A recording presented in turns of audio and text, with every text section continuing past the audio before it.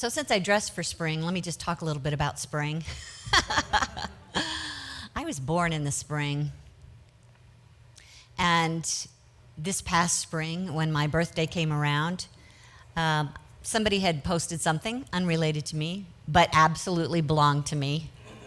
And I looked at it and I thought, wow, that is a birthday gift that I'm going to post myself and just try and remember to keep opening it up over and over and over again. Here's what it said up here on the screen. One day, you'll look back and realize that you worried too much about things that don't really matter. Can you relate to that? Yeah. I thought, yeah, I need to hear that.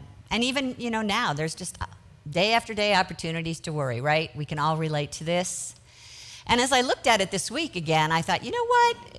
I actually need to change that even just a little bit more, in that I don't want to wait till one day to look back. I want to look back right now and recognize, okay, this past experience I've been living was probably filled with too much worry. I think it was Mark Twain that talked about how in my life I've had a great many troubles, or I've a great many worries in my life, and maybe a few of them actually happened. So that's a kind of thing that I think we can all relate to. And as I looked at it even more, I realized it's not just the things that don't really matter that we shouldn't worry about. It's the things that do matter that we shouldn't worry about. And that may just feel like a contradiction to you. You might be screaming in your head, Kitty, you're crazy. How do I get out here without anyone noticing? That's why people stay home and watch online. So when they disagree, they just go, change the channel. Okay, well, let's talk about that channel. All right, I get it, that we have things to worry about in our life. Give me a few things that we worry about in our life. Money, health, relationships, children, safety. Say it again. How we appear, yeah. Politics. Okay, well, I put a few more up here on the screen for you. You hit a few of them. Death is also something that we fear, or losing a loved one. You just mentioned politics, but that's kind of what we think of when the election is coming up and our candidate does not win, right? We fear that. We fear losing our job or not being able to pay our bills. Getting old, we just went through an entire series about that. And also, maybe never falling in love, or being in love and then being abandoned. Those are things that are easy to fear. Fear bees, fear allergies, fear being allergic to bees. Yeah. Speaking in public, I got over that one, evidently.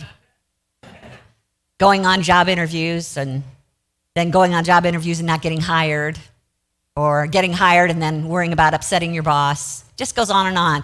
Whether it goes right or goes wrong, we can still find something more to worry about, right?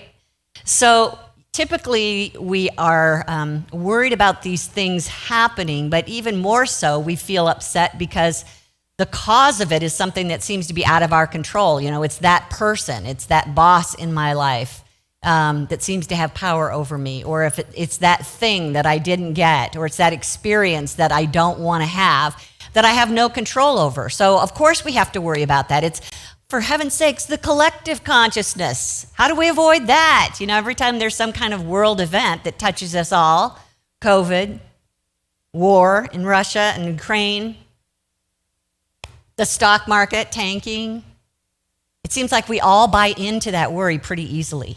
Even if it's not on our radar immediately, we just pick it up from the world around us.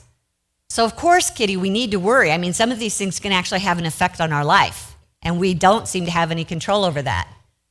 But I want you to just take in today that the thing that you think is the cause of your worry, or the person, or the experience, is not the cause of your worry. Jesus said something rather surprising up here from Matthew 10:36. He said, a man's enemies will be the members of his own household. And we're not talking about your spouse. What do you think metaphysically that members of your own household stands for? Your mind, your thoughts. are your enemies. They can be the ones that you should, I almost said it, fear the most. But don't fear it. Just know it, that our worries begin within us. Remember that what you fear, the whole fact that you fear it is because it's something that has not happened yet, right? Isn't that the nature of what you fear? It might happen, so we fear it. So it has not happened yet. So here's some good news. When you feel worried, recognize this is a gift. I'm noticing that I'm feeling worried. That's a gift, because it's my opportunity to change the thought that I thought first, that brought it up in the first place, to something else. We are trained to worry from a very early age. And there's a part of the brain that tends to, its job is to keep you safe. So it's always looking out for your well-being with kind of a tone of worry to it. But there's other things. I mean, when we were kids, we were taught to worry about crossing the street, worrying about cars, or worrying about touching a hot stove, or I don't know, what were you taught when you were a kid? Beware of strangers? Yeah. So we get that at a very early age, that life is not a safe place. And then we just go on with our life and look at the things around us. All you have to do is observe. And one of your friends lost his job, and then suddenly he lost his house. So now we learn to worry about losing our own job. Or we worry about past experiences might happen again. I got dumped from the love of my life, so I'm not going to fall in love again. If I do that, it might happen again. Can you relate to just putting things, even your good, off from you because you're worried that something bad might happen? Then, of course, there's the power of our imagination, where we get a pain in our head and suddenly we're picturing brain tumor, 6 months to live, my poor family, won't have any income. It just tumbles one right after the other, right?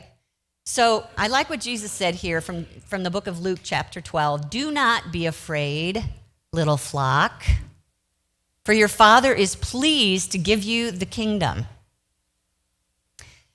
That little flock, he's talking about a metaphor for sheep, right? Do you know what sheep do? They follow the thing that's in front of them, right? Even if it's over a cliff. I've seen that in a movie. It was really sad. Let's not go there. Yeah. So, again, a metaphor, metaphysical interpretation of our own thoughts. Which kind of thoughts are flocking together in our mind that are not for our health and well-being? If it's fear, don't be afraid, little flock of thoughts, because our Father has given us the kingdom. And I know that word kingdom is not something that we use much today. So what good is that when it comes to our fears? So let's just take a look at that. I mean, he doesn't say, when he says, it's our Father's good pleasure to give you the kingdom, he's not saying it's God's good pleasure to give you a Blue Cross plan with some pain meds, He's not saying that he's giving you some shares in Home Depot. He's not setting you up on a blind date. That's not what he means by giving you the kingdom. As a matter of fact, we've all put our faith in things like that, hoping that will solve our problems, getting online on a dating service, or hopefully having enough money to even pay for a health insurance plan, that will be something to stave off our worries. But the problem with that is it tends to go hand in hand with worry when we put our faith in something physical, because we have seen the physical fail, right? We've seen it over and over again where it can't sustain our good. It's temporary in nature. So whatever this kingdom is that Jesus is talking about, it has to be something stronger, more powerful than the physical realm that we live in. Remember, he was the one that was talking about how in this world there's going to be tribulation. That's the nature of the physical dimension. But take heart, turn within to your source, your higher self, the Christ spirit, whatever you want to call it, because that is where your good really dwells. That is where your power will be. It overcomes the physical dimension. So imagine right now that this kingdom is intertwined with the physical. Right now, where you're sitting, home or here in the room, intermingled with the chair that you're sitting on and the body that you're living in is a spiritual presence, a spiritual dimension that we can't see with our eyes. And that is where our power is. So when we begin to worry, we need to move into that kingdom, change the channel to a new frequency where you're up higher. And instead of being afraid, you're trusting, you're believing, you're putting your faith in the spiritual dimension. And what I want us to do today is talk about that spiritual dimension and really understand what it is that we're changing the channel to. And these spiritual principles are things that we talk about in Unity all the time. But when you keep it in the word principle, it's like, I don't really know how that's helping me. So let's talk about how this can help you. One is, up here on the screen, we'll go through a list. Put your faith in the one mind. From Unity's point of view, we see everything held within one mind. That this universe wouldn't exist if it didn't first exist in the mind of God, our source, creator. So the good news is, not only do we have access to that divine intelligence that created all that we know and more, but it's a mind that will have the solution to everything we don't have a solution for. It's a mind that will gladly give you itself the answers to your problems. It's a mind that will guide you in your words that you speak. You know, that inner voice within you is constantly speaking, and it's usually speaking exactly what you need to hear in the moment. We struggle with knowing whether it's the higher self that's speaking in our thoughts or the lower self. So just keep checking in to see how it feels. Because if it's a worry thought, it's not going to feel good. If it's a kingdom thought, if it's a thought of a higher frequency, you're going to feel a positive energy in your being as you think it, as you hear it. That's the one mind constantly sending you the information that you need. We also want to put our faith in supply. And that may be the very thing that you're worried about. Supply is, that was one of the first words, and it came out of two people over here at the same time when I said, what do you worry about? Supply. And it's something that we've decided we cannot live without. And that's kind of the way this world works, right? We need an income of some kind to be able to function, to even feed our families. So when we're desperate for supply, it's hard to put your faith in supply unless you understand what that supply really is. Because nothing that you see in this world was formed from the physical. It came out of the invisible substance that we call spiritual energy. God expressing his substance. If God is omnipresent, everywhere present, and the nature of God is energy, spiritual energy, just one of the qualities of God, well, guess what? That's infinite, unlimited.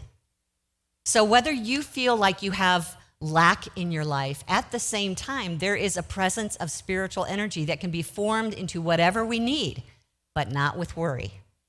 Worry will never get you there. Worry will shut the door on you. We've got a stock market that's crashing right now. And I'm sure that there are many people that are biting their nails and imagining their future. They're worrying about not having enough to get them through retirement. That's an option. But it's also something that we don't want to focus on because, as we'll talk about more in a minute, that worry tends to outpicture in our life. It begins with us outpicturing. So when we are watching the stock market crash, instead of worrying about it, we turn away from the finances that went into the stock market and we look at what actually stood underneath all the money in the world that's ever been and ever will be is divine energy. Money is just one form of divine substance. It's just one representative of an infinite supply. And so we just turn away from the numbers of the stock market and we turn back to that divine substance and give thanks for it. See it plentiful in this universe. That everything we see and touch in this universe was first made from divine substance. So even though it appears to be going away, remember everything that's made in the seen was coming out of the invisible, the unseen. We also want to put our faith in life energy, especially when we're feeling the body going weak or a loved one getting sick. It's so easy to feel the symptoms first and foremost in our bodies and give it all your attention. Or you can remember that which allows you to be in the body in the first place is a presence of divine life. It's a divine force. It's an infinite, eternal force, and it's perfect and whole in the spiritual dimension. It's waiting to express in the physical. We're talking about this now in our healing classes. We've got one more class to go. Everybody's welcome to join. You don't have to have attended the earlier ones. A week from Tuesday, look it up on our calendar on UnityInNaperville.org. But that power of life is what sources the energy in our body and the renewal of the body. It's a creative, animating force that never ends and is always present. But we can shut it down just like that when we have that channel set on worry. We've got to turn the channel frequency up higher and focus on that divine presence of life, a life that is whole and perfect in spirit. It's basically imprinted into the DNA of our body. It's guiding with its intelligence. It's guiding the physical intelligence. But when we get into worry, we separate ourselves from communication, from that guidance. So look away from the worry thought and look toward what you want. Vibrant energy and renewal in your body. Give your attention to that. If you're going to use that power of imagination instead of worry, use that power of imagination to picture yourself healthy and whole and strong and moving and flexible and comfortable in your body. Doesn't that sound good? Thank you. Okay, we want to also put our faith in that law that we talk about here all the time. Some call it the law of mind action or the law of attraction, but basically we live in this attraction-based universe. So what energy we're sending out, we're attracting more of. It begins in the mind. What thoughts we're thinking, we attract more thoughts of. And the longer we hold those thoughts in mind, the more they become beliefs, and the more they become beliefs, they become feelings, and now we're really jiving. We're really sending that energy out to the universe and attracting more people that look just like us, that are having the same problems as we are. Or we're starting to see actual physical expressions that demonstrate that. Poor Job, that's a Job, the book in the Old Testament is about a man who had everything and lost it all. And what did he say? That which I feared has come upon me. His fears were an energy that was radiating out to the universe and attracting more of the same. That's how this law works. So let's use it for good. When we are worried, recognize, okay, opportunity to change before this guy gets out of hand. What do I want to think about instead? What do I want to have happen in my life instead? What can I put my imagination on instead that I want in my life? And how good does that feel? And can I just see it? I've been working with my little toe. I was just walking in the dark of my bedroom and ran into my boombox. And yes, I still have a boombox. Don't judge me. Not only is it a boombox, it's for cassettes. So I smashed into that at a high rate of speed, and I said a few bad words. I sat down on my little hope chest and hoped that it didn't really happen.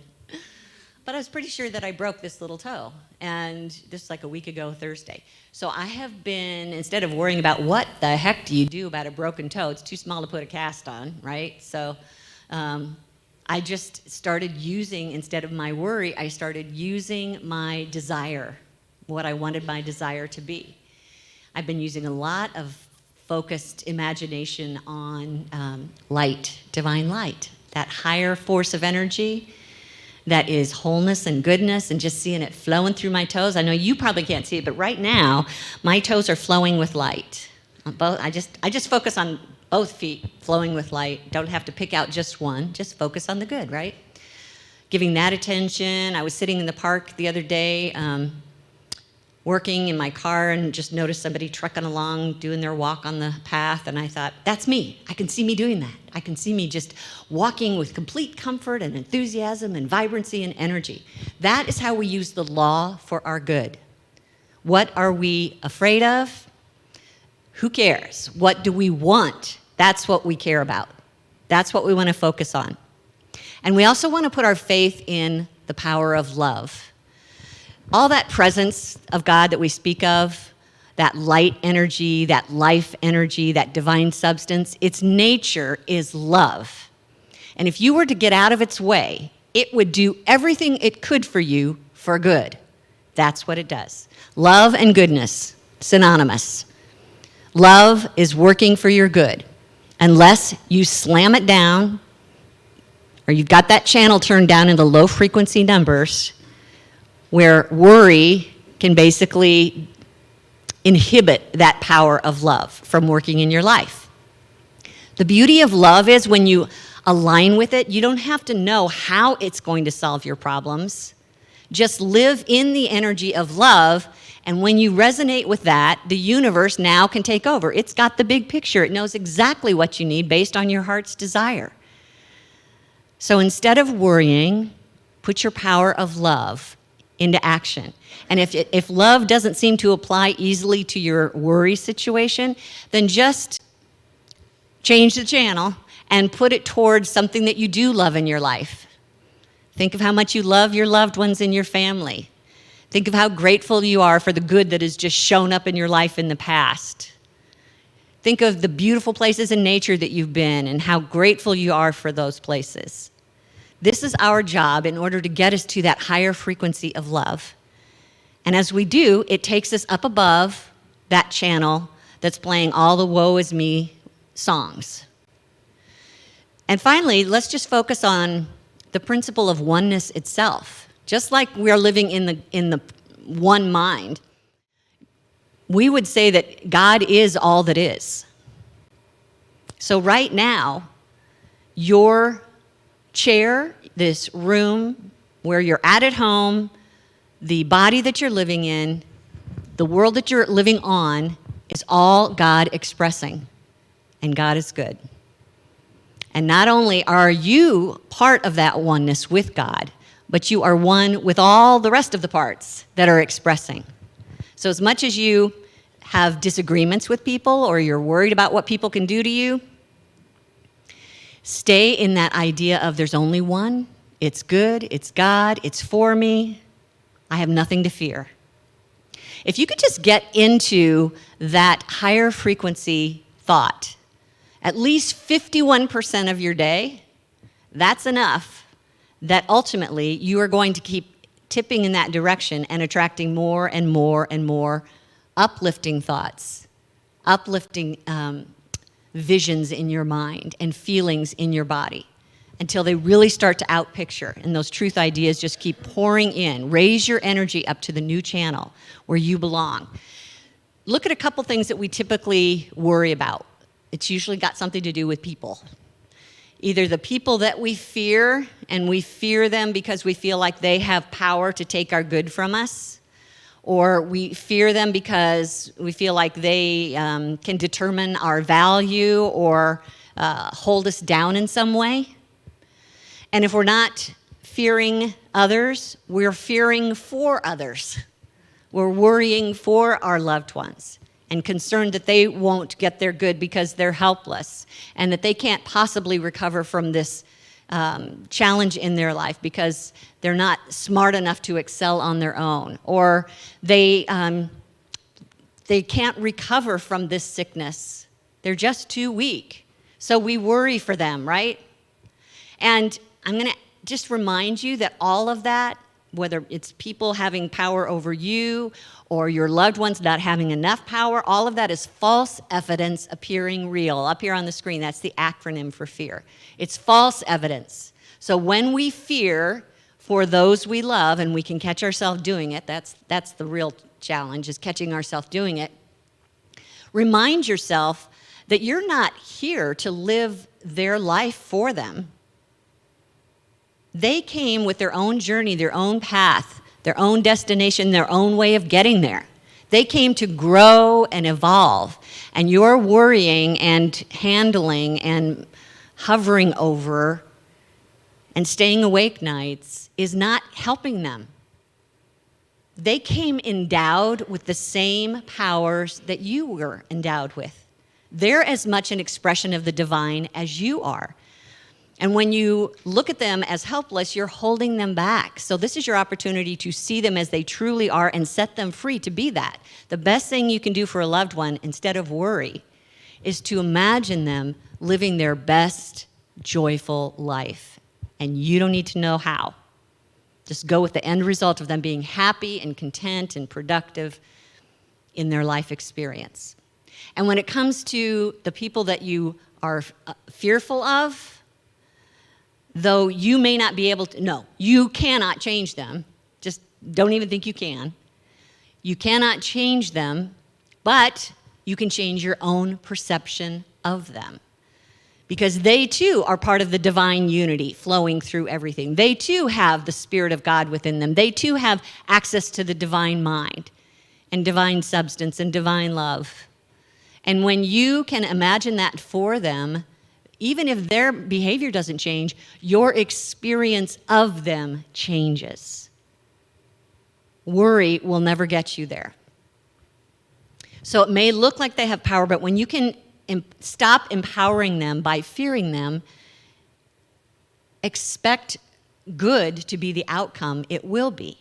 It's like that old story in the Old Testament of Joseph. He was one of 12 brothers, the youngest, and Jacob the father seemed to have, kind of a liking to him best. And so his brothers got fed up with him and threw him in a well, and then ultimately sold him off in slavery and told the father, oh, he died, he got eaten by a lion or something like that. So in those days, that would be true. That's a possibility. But it turns out that Joseph wound up, yes, first in slavery, but kept his faith in God, in spiritual principle, in a knowing of what is possible, and became a figure of authority in the kingdom and actually saved the kingdom from famine, including his own brothers who came crawling on their knees begging for forgiveness. And his response to them was, you intended to harm me, but God intended it for good. So keep that in mind when you see someone in front of you that you think has an intention to harm you, consciously or unconsciously. It can still become something that you choose and make for good, but never by worrying about it. Never by worrying about it. Ernest Holmes is the founder of the Science of Mind, and he wrote, there is nothing for God to be afraid of. And if we can and do tune in to the thoughts of others, and if they affect us, as they most certainly do, why should we not learn to tune in to the mind of God, which is free from fear and doubt? It is as close as our breath. It is available as our next thought, tuning into the mind of God. So just ask yourself, get clear, do I really want to be set free from fear? I mean, some of us get into that mode and we just can't let it go. It just becomes very comfortable, and this is how we live our life. But know that you have a choice to change the channel, and it's a good opportunity to stop thinking and talking about and acting on your fears all day, and at least give some time to your day to focus on your divine ideas, your divine powers. Become aware that the thought that you chose to create a fear can also be a thought that you choose to dissolve that fear. And let's make regular time to do that, to sit down, close our eyes, sense what's going wrong within us, and then change the channel on it to what is higher and of truth. That is completely within your power. Our co-founder of Unity, Charles Fillmore, said, the thinking faculty in you makes you a free agent because it's your creative center. In and through this one power of thinking he's talking about, you establish your consciousness and you build your world. So build up your immune system. Just like we go to the gym, it's harder for a physical disease germ to make headway in a body that's strong and healthy. Same is true in your mind, that it's hard for a mental germ of worry to take over in a mind that is used to being focused on good and God and joy and peace and gratitude. So we're going to look for ways to do that. We're going to go through a whole list of tools next week. But for now, I just want you to get centered in your life. Whenever a worry comes up this week, I want you to think, okay, I notice it. It doesn't feel good, so it's not of God. Let me change the channel and realize the presence that I'm sitting in right now. Let's do that in meditation, okay?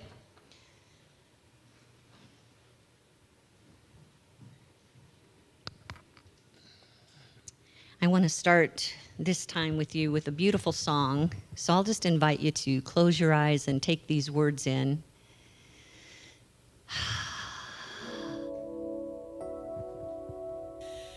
In this very room,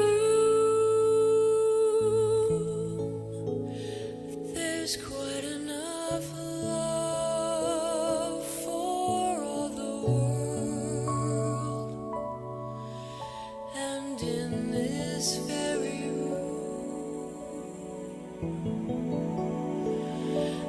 there's quite enough joy for all the world, and there's quite enough hope and quite enough power to walk through every fear.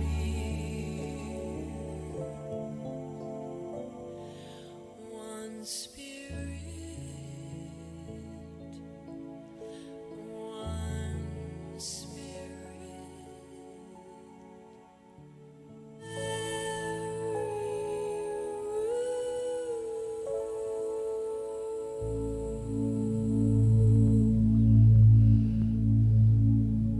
In this very room, in my very being, with all that I need to be well.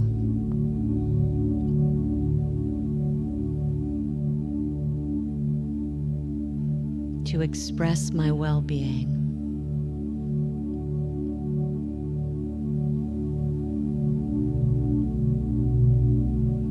To express wholeness and goodness in my body and mind.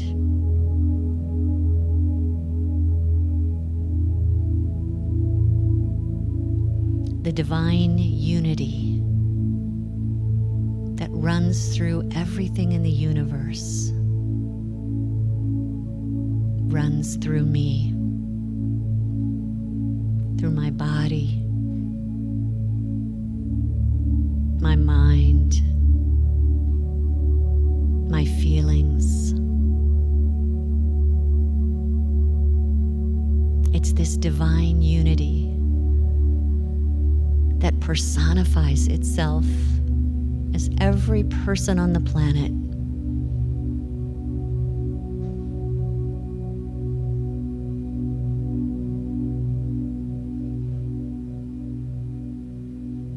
Though I may have someone in my life that makes me uncomfortable, I choose now to change that channel and see them expressing their own divine unity.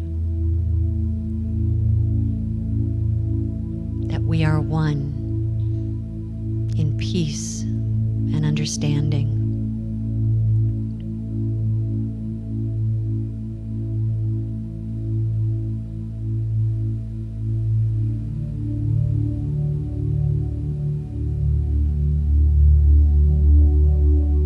In this very universe is a single divine energy and power that activates, formulates, enlivens all of life. And that power is good. That power is wholeness.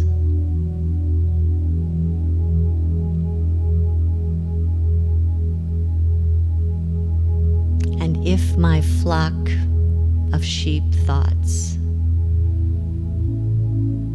see something in my life or the world around me as broken, I change the channel and see it as it truly is.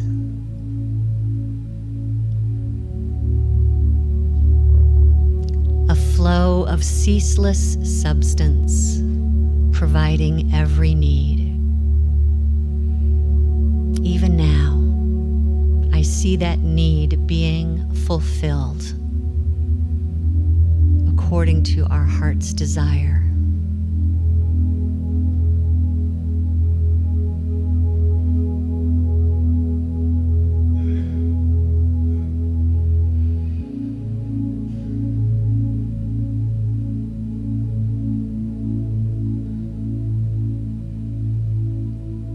There is nothing to fear in this universe. For in God I live and move and have my being.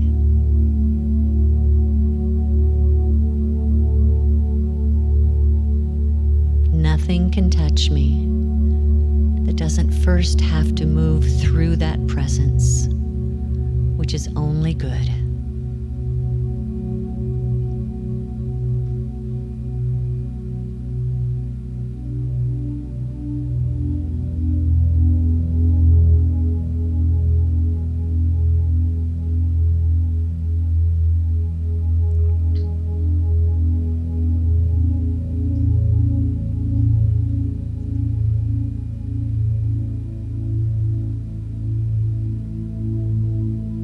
Think of all the people on this planet who I have judged or feared.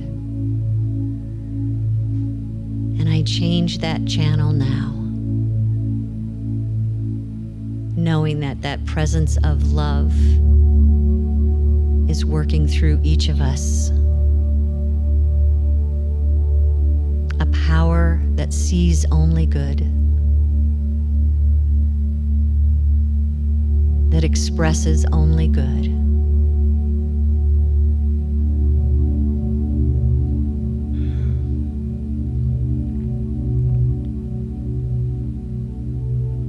There is no one to fear in my life when I first see the good through the eyes of love.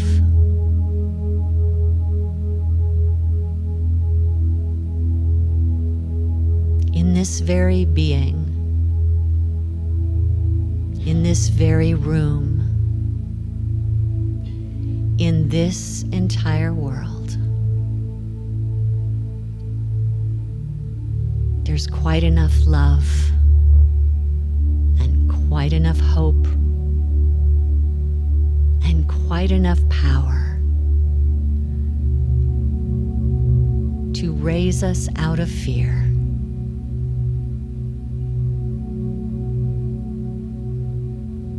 I say yes.